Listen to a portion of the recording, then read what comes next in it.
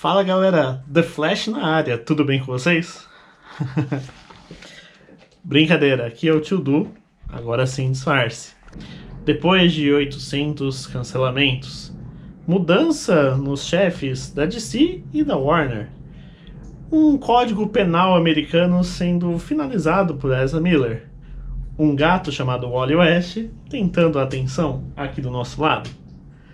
The Flash finalmente estreou nos cinemas. E aqui a gente vai fazer um review sincero para falar se as opiniões de Tom Cruise, Stephen King e tantas outras pessoas que assistiram versões originais do longa são verdadeiras e estão de acordo com o que a gente assistiu. O Tio Du foi na pré-estreia de The Flash no dia 14 de junho. E depois da vinheta eu vou falar se The Flash realmente superou ou foi de acordo com as expectativas que o Tio Du tinha. Então, bora pro vídeo.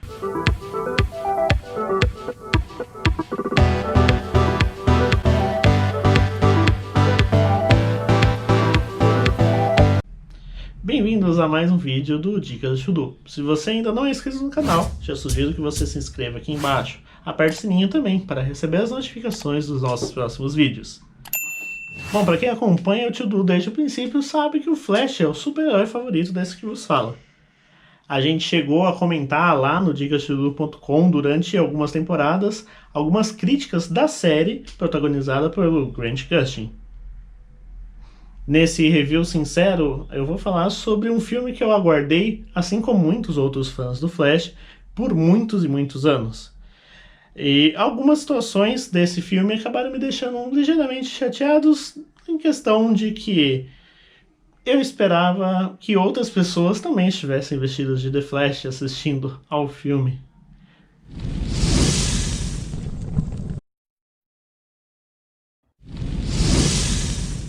Pois é, diferente de Homem-Aranha, De Volta ao Lar, diferente de filmes da Marvel, como Vingadores Ultimato, não existiam, pelo menos na pré-estreia, muitas pessoas vestidas de Flash ou de outros super-heróis. A gente chegou a encontrar algumas pessoas vestidas de Batman, mas eu esperava um pouquinho mais. Claro, é pré-estreia e eu acho que o boca a boca vai fazer com que mais pessoas vão ao cinema assistir ao filme do Velocista Escarlate.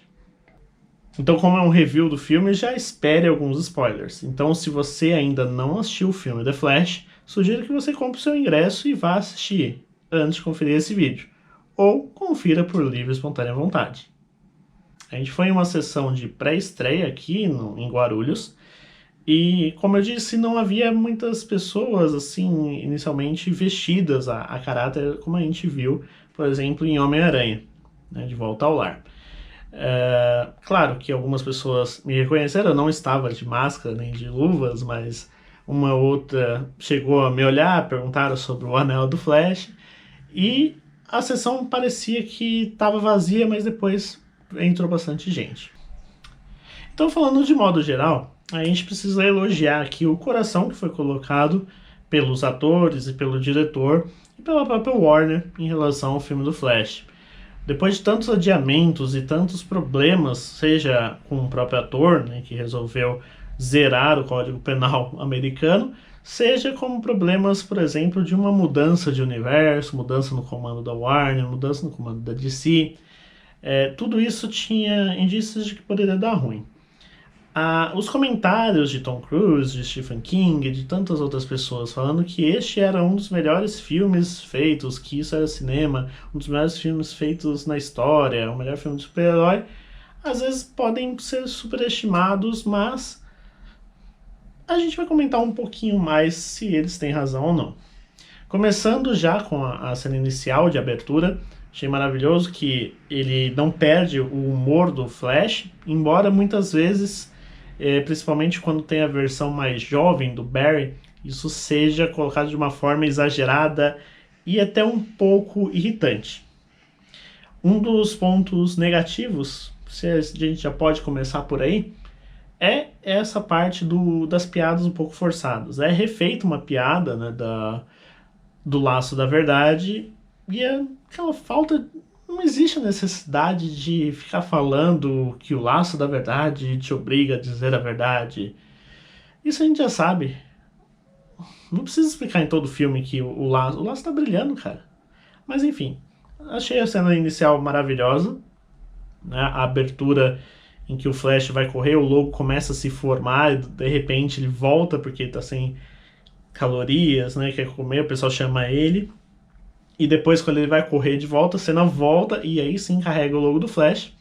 E aquela primeira cena dele correndo, né, a câmera dando aquela esticada, ele correndo por cima, aquilo, sem brincadeira, eu olhei pro lado e falei, até os cabelos aqui da minha nuca estão arrepiados de como isso foi maravilhoso. Uma pena que ele foi colocado nessa cena, esse efeito, né? Ele foi colocado nessa cena e nunca mais.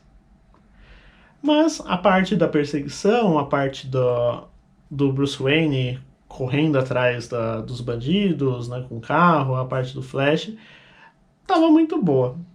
E aí a gente vem com o primeiro ponto negativo forte. O CGI dos bebês. Que coisa horrorosa!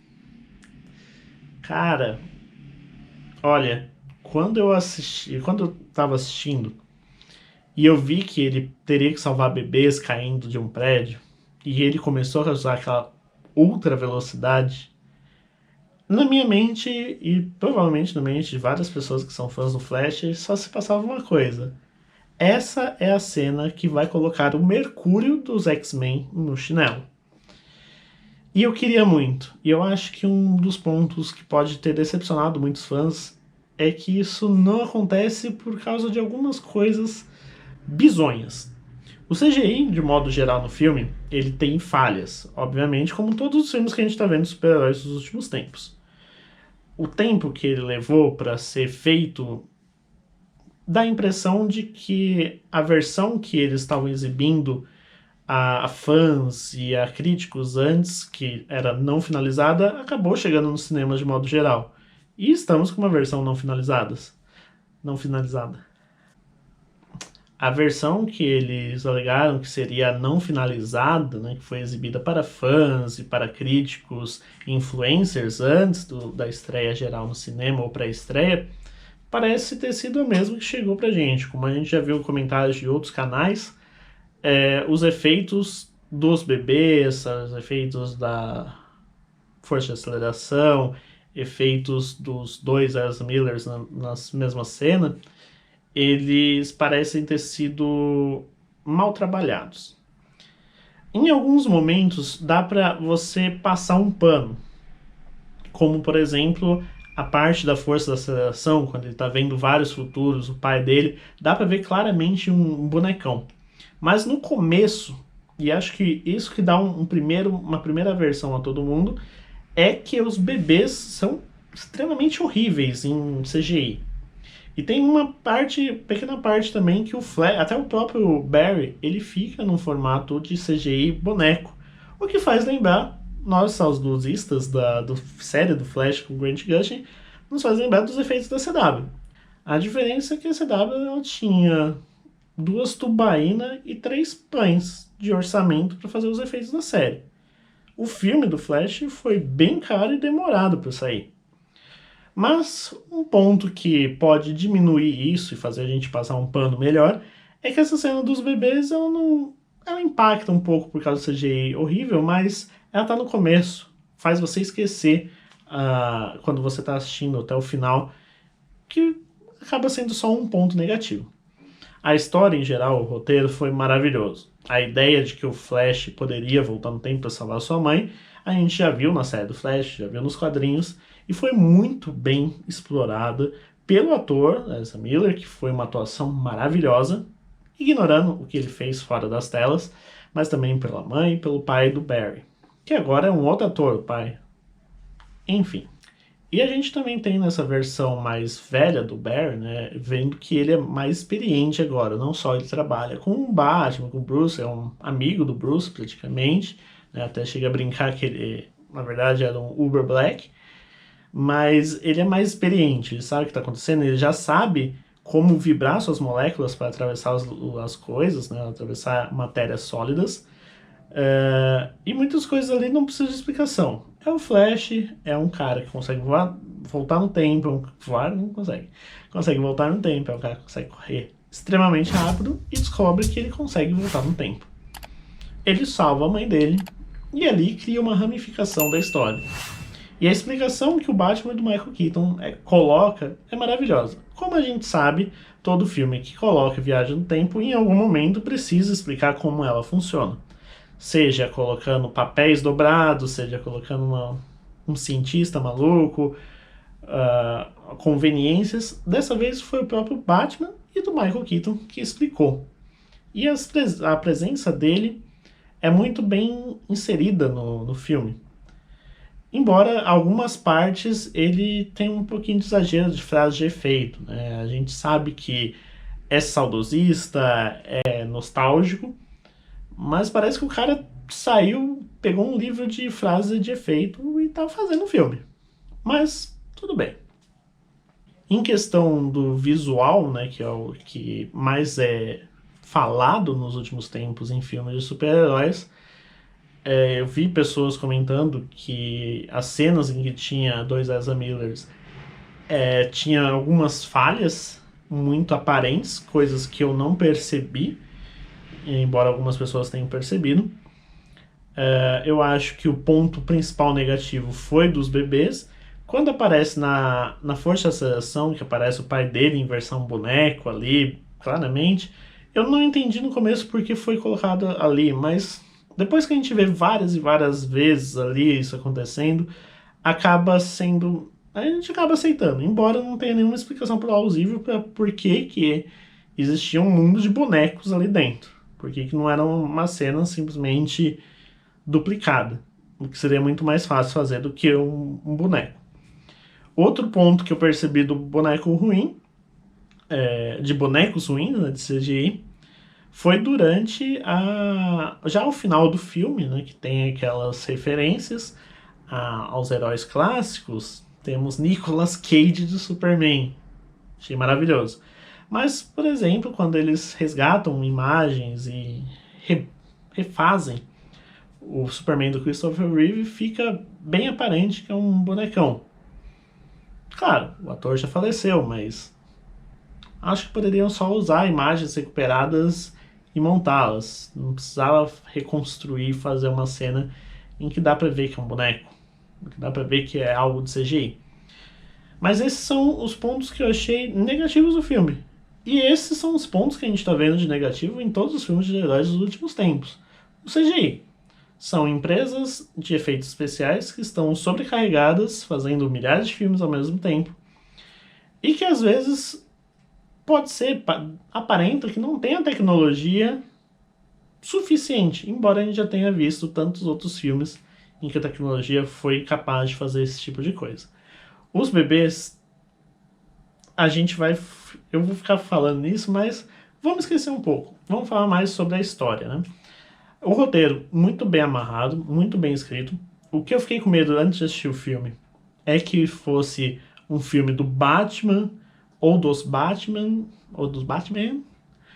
e da Supergirl, e o Flash ficasse de escanteio. Mas não, ele não é feito dessa forma. O Andy Muschietti, ele consegue muito bem colocar um filme de história do Flash. Tanto que você, até o combate final, né, que geralmente o terceiro ato, ele é reservado para aquele grande boom de o vilão contra o mocinho tendo dificuldade, conseguindo vencer com algo inacreditável, ou alguma conveniência, ou alguma coisa que ele pensou do nada. Não teve nisso. A gente tem um Barry mais novo e imprudente, tentando voltar no tempo várias e várias vezes e fazendo com que aquilo ali acabe danificando toda a linha do tempo dele e deles ali. E criando ramificações que a TVA da série Loki ficaria maluca. O Loki. A Warner e a DC tem no Flash um alívio muito rápido para qualquer problema que tiver no multiverso. Se algum ator dá problema, inclusive o próprio Ezra Miller, é só você fazer ele voltar no tempo e rebutar. Afinal, a gente teve um Batman que era o Ben Affleck no começo do filme. Ele volta no tempo e do nada é o Michael Keaton. Ele conserta as coisas, fazendo com que a mãe dele faleça. Mas quando volta, é o George Clooney, cara. E isso pra mim foi maravilhoso. Eu estava numa sessão de cinema de pré-estreia. Mas infelizmente haviam pessoas que não sabiam nem mesmo quem era o cara. Claro, era esse cara.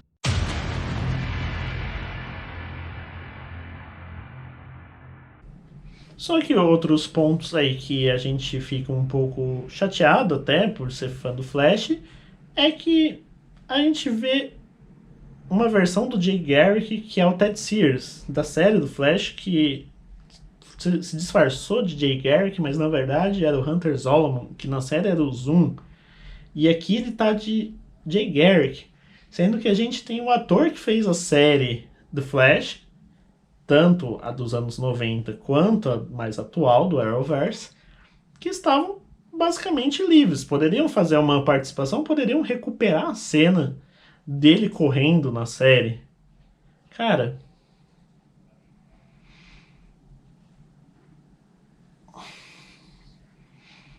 assim, foi maravilhoso. A gente viu referência ali ao Superman, o primeiro Superman que apareceu nos cinemas. Depois a gente teve Christopher Reeve e a Supergirl também, né, que eram de universos separados ali juntos. A gente teve uma referência à série do Batman antigona. A gente teve o Superman do Nicolas Cage.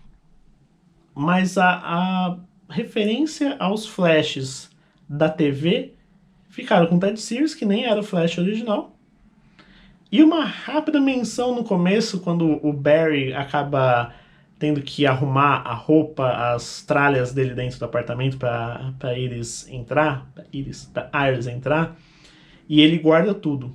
Isso estava no primeiro episódio da série do Flash dos anos 90, ou um dos primeiros, em que o Barry Allen, que é protagonizado pelo primeiro ator lá da série dos anos 90, em que ele faz, eu esqueci o primeiro nome, da cientista a doutora McGee, né, que não era a Iris ali naquela série. Ele também arruma a casa de uma forma desordenada, ele tenta arrumar, só que ele é tão rápido que ele começa bagunçando. E ali o Barry, no começo do filme, quando a Iris está entrando na casa, no apartamento dele, ele arruma e joga tudo dentro de uma prateleira, de um armário que depois abre tudo. Ali, só quem assistiu a série dos anos 90 pode ter pego, e também pode não ter sido tanto uma referência direta, porque o Flash poderia fazer isso em qualquer universo. Mas fica aí como um ponto que poderia ser melhor trabalhado, né? Essa parte das referências que a gente esperava que fosse mostrar o multiverso, né? Ou mostrar outras versões, embora a gente tenha visto que existiam outros mundos ali, que o multiverso estava real ali, a gente ficou com aquele pouquinho de vontade de ver Grant Gustin, ou pelo menos uma cena recuperada dele. Afinal, Ezra Miller participou de Crise nas Infinitas Terras numa cena rápida. Não custava nada colocar o Grant Gustin. Em relação à emoção, o filme ele constrói muito bem, né, a relação do Barry com a mãe dele. É um pouco diferente em relação à série, né, ao formato que é colocado, até porque o formato de que é exibido é diferente. Então, eu assistindo com a Larissa, ela falou que ela não sentiu muito mais emoção vendo e chorou quando aconteceu na série, né, a morte da Nora Allen.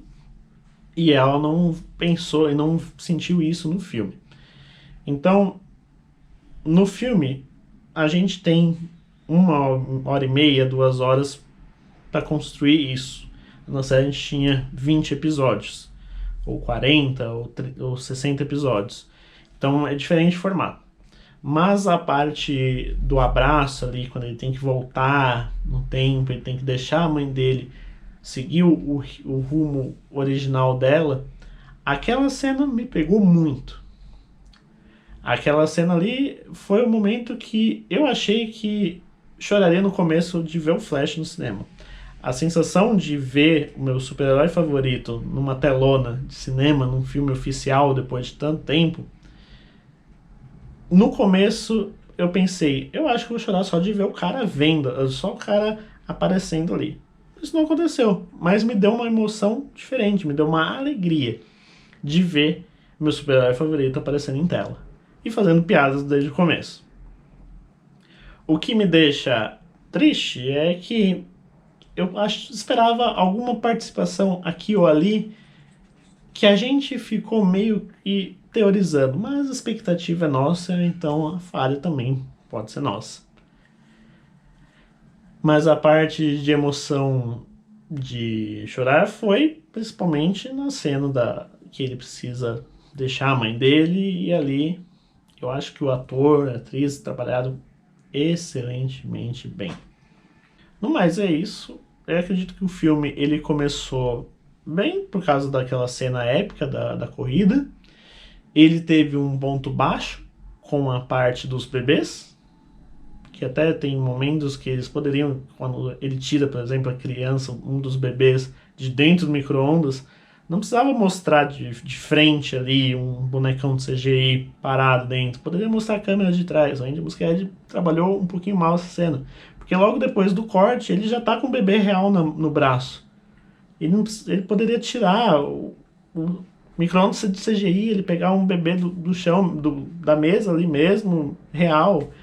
Não precisava ser tão ruim. Depois é consertada, as cenas da perseguição ali é pra gente matar a saudade, se despedir do Batman Ben Affleck. A gente tem Gal Gadot como Mulher Maravilha, e novamente ela só consegue entrar nos filmes da DC com a música tema dela, né? Pelo menos não tem os gritos que o Zack Snyder colocava, né?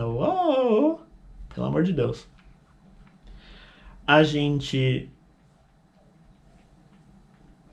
tem um momento legal da conversa do Barry com o Bruce Ben Affleck, em que ele ressalta que isso pode ter problemas.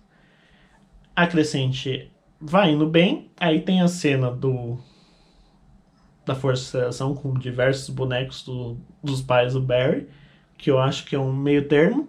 No começo ficou ruim, mas depois você se acostuma que ali são bonecos e é um mundo paralelo, então você pode passar um pano melhor do que os bebês, que é um mundo real.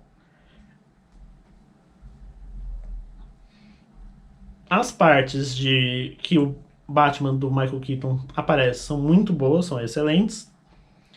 A história construída nesse novo universo em que o Superman, a nave dele, foi capturada antes de chegar na Terra, que o Zod conseguiu matar ele, que a Supergirl, que estava presa no exército na Rússia, foi muito bem construída. Não tem falhas ou furos grandes ali que você fique pensando, meu Deus, para onde está indo.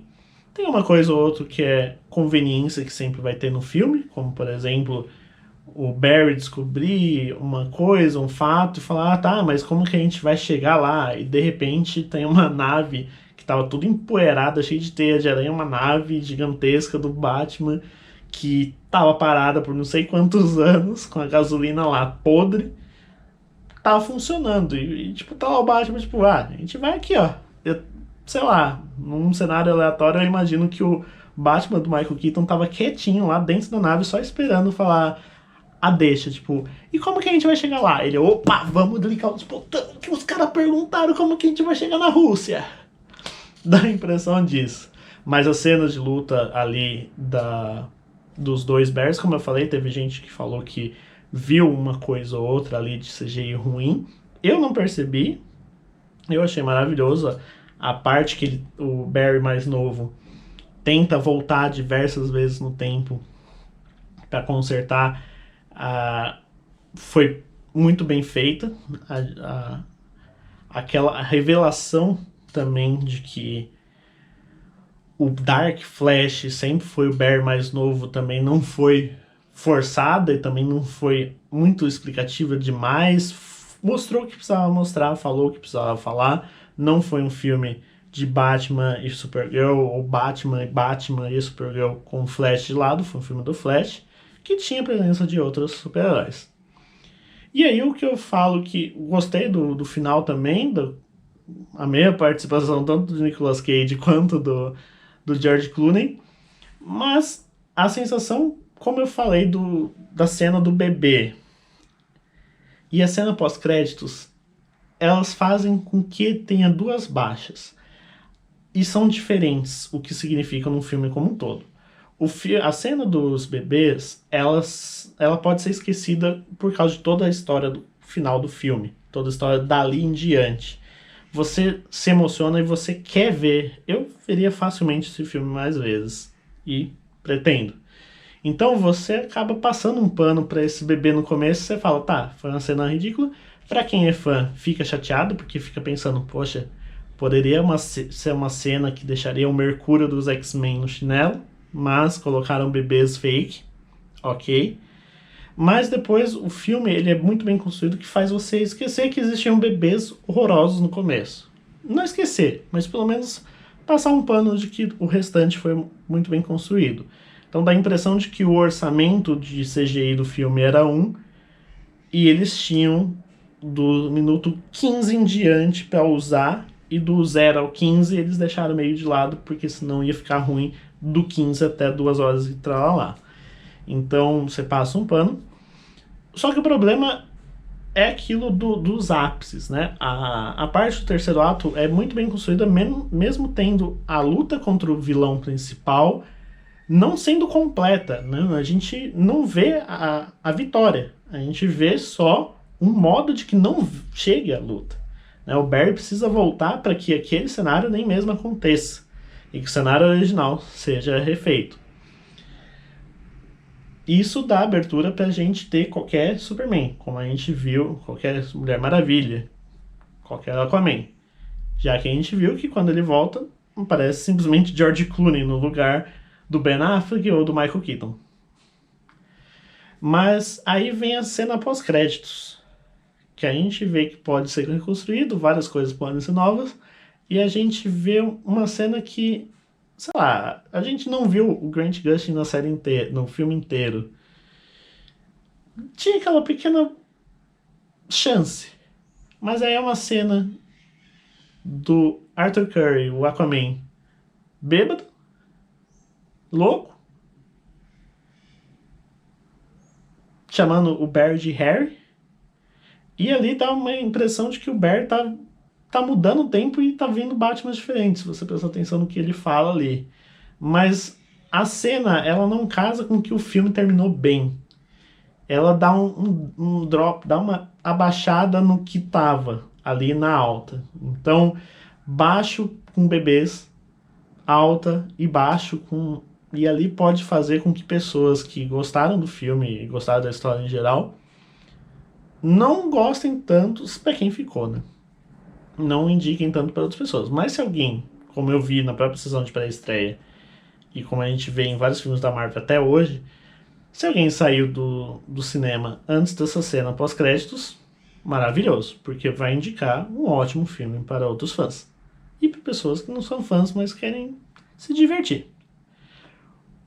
Então, de ponto negativo, a gente tem CGI dos bebês, CGI de bonecão, em uma cena ou outra, cena pós-créditos, e o humor exagerado e irritante do Barry mais novo, que faz até o próprio Barry do futuro, que é o presente, do Barry mais velho, o Barry idoso, se irritar. Aquele humor é engraçadinho porque eles quiseram colocar a parte, tipo, ele é mais novo, ele é mais babaca, ele é mais bobo, mas muitas vezes parece forçado. Na versão dublada eu tenho a risadinha que parece uma risada...